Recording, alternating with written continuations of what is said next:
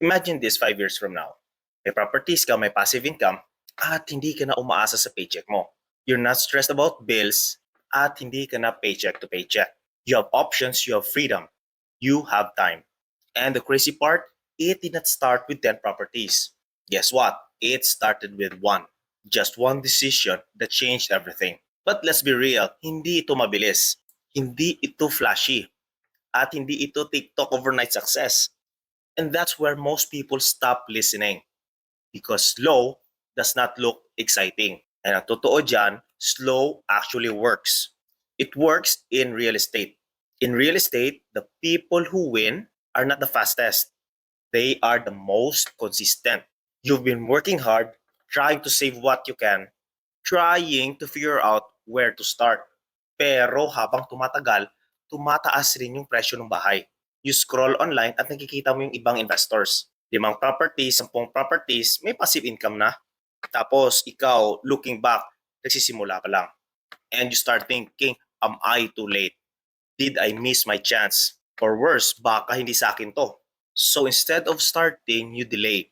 You wait for better timing, better savings, better knowledge. But habang umaantay ka, gumagalaw rin yung mga opportunities. Ganyan din ako dati. I didn't start with confidence. I started with confusion. Wala akong perfect plan. Wala akong malaking kapital. Wala akong guarantee. Ang meron lang ako is magsimula kahit hindi ready. First property ko, hindi ako proud sa perfection. I was stressed, I was overthinking. Every small issue back then was like a big problem. What if walang tenant? What if masira? And what if mali yung decision ko? Pero ginawa ko pa rin. I bought one, and after that, something changed. I learned that real estate is not just buying a property. It's learning how to manage uncertainty. I learned that tenants are not perfect. I learned maintenance is normal. I learned mistakes are part of the process. And instead of quitting, I repeated the process. One property and then another. Hindi mabilis, pero consistent. Pero meron akong isang realization na mas matindi kaysa natutunan ko. Mas mahirap pala yung comparison kaysa actual investing. Kasi habang ginagawa ko to, nakikita ko ang ibang investors online. Mas maraming properties, mas mabilis lumaki, mas advanced. And you start questioning yourself. Bakit sila ganun kabilis? Bakit ako mabagal? And that feeling, it hits you. But then I realized something that changed everything.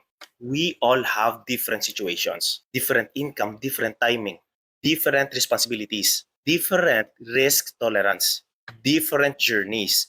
So I stopped comparing myself to them. And I started focusing on my own path, one property at a time, one decision at a time. Because the only person I need to beat is who I was yesterday. And slowly, I started seeing progress.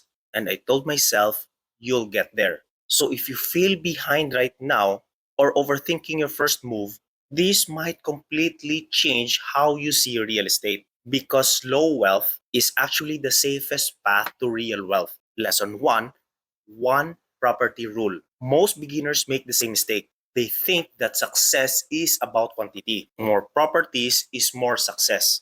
But that's not true. The real strategy is one rental at a time because one property teaches you everything. Tenant management, cash flow management, maintenance costs, emotional control.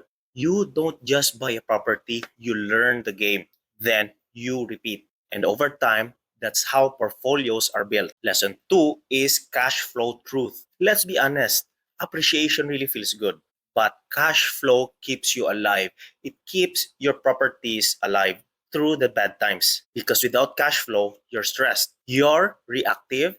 You're constantly stressed. Cash flow changes that. It pays your mortgage, pays for repairs. It gives you that extra breathing room. Real estate is not about looking rich. It's about staying stable long enough to become rich. And this is where most people quit. Not because it doesn't work, but because it takes time. Lesson 3, time multiplies everything. Real estate is slow at the beginning, but powerful over time. Your first year, nothing feels big. Your third year, things start to shift. Year 5, momentum builds. Year 10, everything starts compounding. Time is your partner, not the enemy. Tenants slowly pay down your mortgage. Rents gradually increase, and equity quietly builds. While you're living your life, your wealth is building in the background. Lesson 4 is that systems are greater than properties. The truth is, it's not about how many properties you own. It's about how well you manage them. Because without systems, one property becomes stressful, two becomes overwhelming, more becomes chaos. But with systems, everything becomes scalable. Tenant screening, rent tracking, maintenance flow, emergency planning, systems turns stress into structure. Lesson 5 is that consistency always wins. People wait for perfect timing. Lower interest rates, better deal, perfect market. But again, the perfect timing does not exist. What exists is consistency, buying when it makes sense, learning every deal, improving every single year. And that's what builds wealth. Kahit mabagal, basta tuloy-tuloy. So if you feel like you're behind, you're not. If you feel like others are ahead, think about it that they're just in a different chapter. And if you feel like starting is hard, it is, but it's worth it because you're not one property away from stress. You are one property away from momentum. Stop overthinking, stop comparing, and start building. Hindi mo kailangan maging perfect. Kailangan mo lang magsimula. One rental at a time. Comment below kung ilang properties ang goal mo or type, I'm starting with one. If you want honest, real estate journey, no hype, no shortcuts, just real strategy, follow for more. Because in real estate, slow is smooth, smooth is fast, and fast is how you win.